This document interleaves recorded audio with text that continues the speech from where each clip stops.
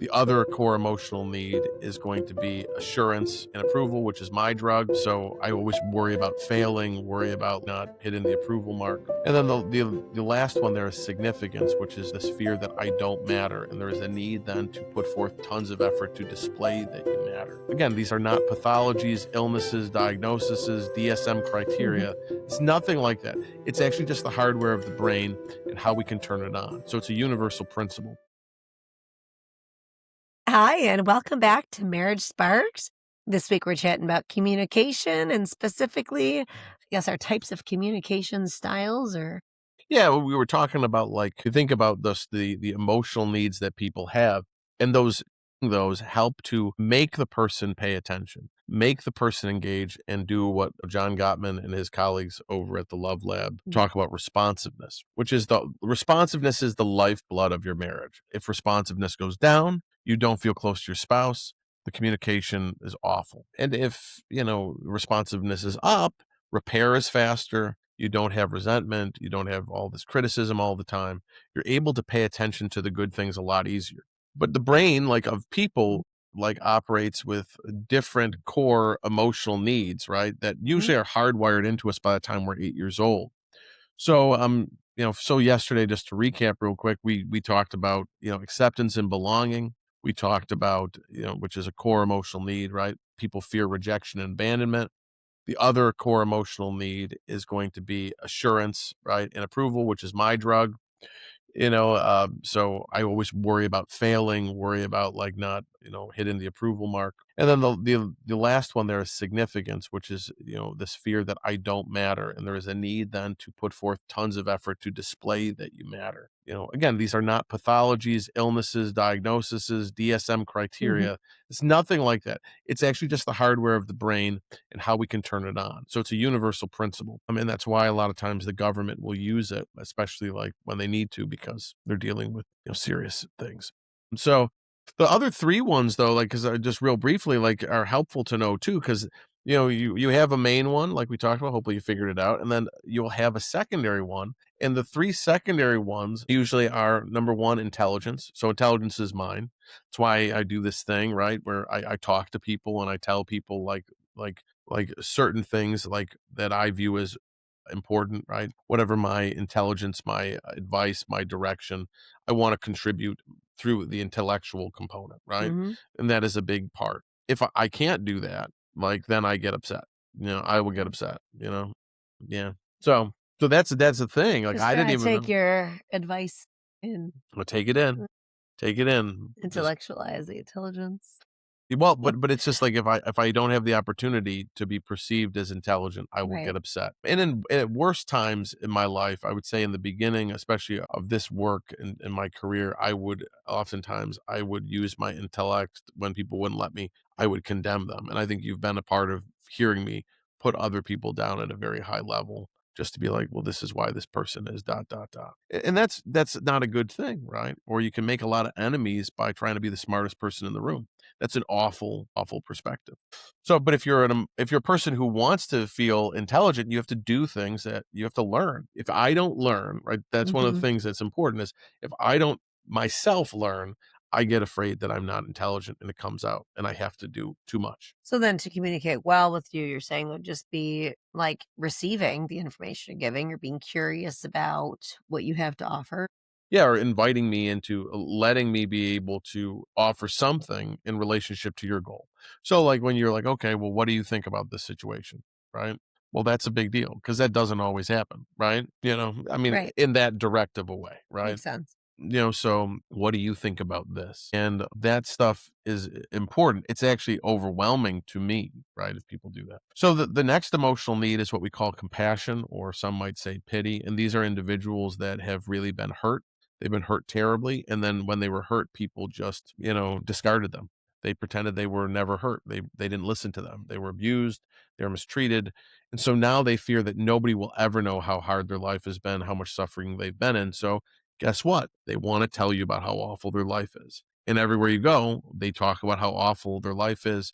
They will tell you how awful other people's things are, but they're very they complain at a very high level. At least that's how Okay. people experience them. And if you don't validate their pain, they will go to another person and then they will complain about you. And so that is how you'll see that dynamic. A lot of times these people end up with very few relationships or no relationships because people burn out because they can't recognize the starvation of this person that they were never told that their life has been hard. And so people are tired of these stories because they get absorbed by other people's pain. So Okay. we all know people like that, right? There are always some. If you are that person, you have to figure out how to heal. And that's the crazy part, right? Those are the people who really need to pursue healing at a very high level. And they really, a lot of times they don't want to, because they are afraid of being rehurt. And they just don't want, they're not going to go to counseling. And if they do go, they're going to complain about other people. They're not going to talk about what happened. They're not going to talk about themselves, because they don't trust people. Did you know there are two kinds of desire in marriage? One just shows up, the other has to be built. Most couples only wait for spontaneous desire, the kind that feels automatic. But over time, that one fades and fluctuates. Responsive desire is different. It grows from closeness, from touch, from emotional safety, from friendship. And when you understand the difference, everything changes.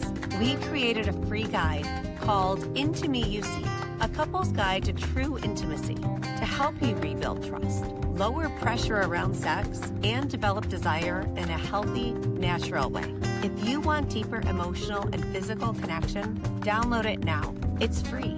Click the link in show notes or go to heartsrenewed.org and start tonight. So then the last one, dun dun dun, is power and strength. That's you, baby. Is that me? It is. It's when we Oh. get into a fight. What do? You don't talk to me. You're like, no. I'm like, can we talk? No, no, I'm not ready. That's power and strength. You know, and that's Oh. right. So, well, that power and strength is the ability to, you're not going to be pushed around. I'm not going to be pushed around. You're going to respect me. You're going to respect like where I'm at. And if you don't, well, then I'm going to give you an ultimatum, or I'm going to give you a stonewall, or I'm going to walk out of the room, or I'm going to go for a walk. Right? Not going to. I think that's just taking time to collect your thoughts, actually. No, I'm not. Again, I just to know they're not reiterate, since negative. we're Yes. recording this for the world to hear, yes, it's not Yes. negative. But I'm just saying is if I don't respect my wife and give her power, if I don't accept the fact that she's That's true. upset, if I'm like, you need to talk to me right now, ooh, Is that that would be. why I hate the macho thing? No, you do. Yes, Oh, because if they want power anybody, and strength. Yeah. yeah, the little woman thing just bothers me. Power and strength, baby. All the way.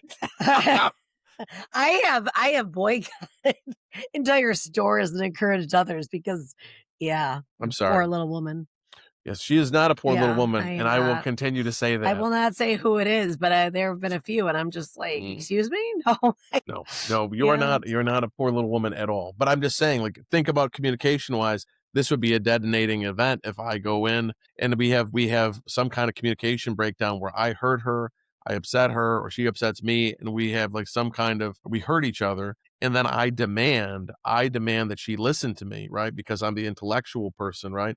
You need to listen to me. We need to do this right. right now, right? And this is bad for us. And she goes, no, I don't think so. And if I demand that, if I demand that, it goes up higher, right? She's not gonna. So power and So you strength may is not maybe you listening to me saying, I get it. I exactly. just need a minute.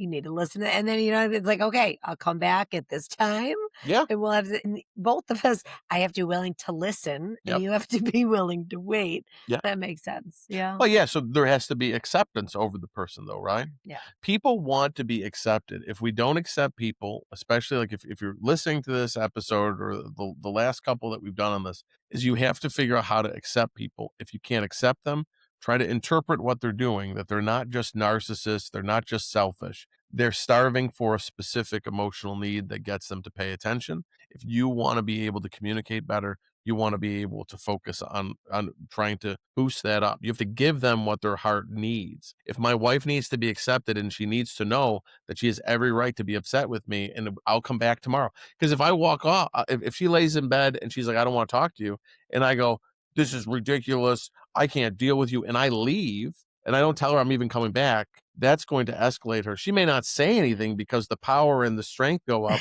But then the next day, she's gonna come back and she's gonna go after me again, right? So Happened. tomorrow, come back and I'm gonna bring out my logbook of all Yes, the Jack. case studies that I've worked. You're gonna intellectualize it all. Yeah, that's right. There are people that are gonna listen to this episode and be like, "Yeah, I knew he did this to his wife." No. No, but I do think that again, Yeah, you know it's what? It's funny because I hate that saying, that never go to bed angry thing. yeah, And I'm like, I feel like sometimes you just need to be able to, and yeah, you're right. Don't go to bed angry, but it doesn't mean that you're not going to go to bed with everything resolved. Like, no. I feel like this need to constantly immediately resolve, or the world or your marriage is over, is ridiculous. And sometimes you need to be mature enough to just be like, okay, not right now. I love you. Let's deal with this later. Yeah, and that's mature. Sometimes you just need like a nap or a chocolate bar or something, like, Well, exactly, and I think we just and that's and there needs to be, like, an ability to have humility and accept that this is what's going on, not try to get control. If you're in communication with the person, you have to produce space for the person to talk to you. And so hopefully like you knowing the things we've talked about today, or at least thinking about it, and again, you can re-listen to the podcast if you need to, and just realize that knowing this stuff has a huge benefit though for our ability to communicate, because I can now, I don't have to be afraid of my spouse. I can be curious and be like, okay, I'm missing something here. There's something I'm doing that isn't working, versus, oh my gosh, this isn't working, I better beat this into submission. No, it's not going to work. I think a lot of times the communication breaks down because number one, we have fear, and then we want to control the other person. But that's, people don't want to be controlled. right. And so Especially when you're all about power and strength, evidently. not power, not just that. But I do think that it's helpful though for people to know, because we have to just realize things about ourselves. Otherwise, we're just unconscious. And then I can hurt you and you won't even know why, that you've been hurt. Or like for me, I've been hurt because, well, she says something that's innocuous. It's just kind of like a statement like the garbage can's broken, or why did you leave the garbage at the street? And that may sound like criticism, but it may not even be criticism. It's just a statement of fact, but I hear disapproval. And if I don't understand that that's how I get upset, well, I need to chill the heck out. So you got to know, a lot of people are usually hurting you in ways that they don't even intend, because everybody's running on a different kind of drug. So come back tomorrow. We're going to talk a little bit about these questions, though, that I'm going to be putting out after the webinar in a couple weeks, so that you can kind of understand how questions direct the brain and how to really change the direction of conversation with your spouse. Awesome.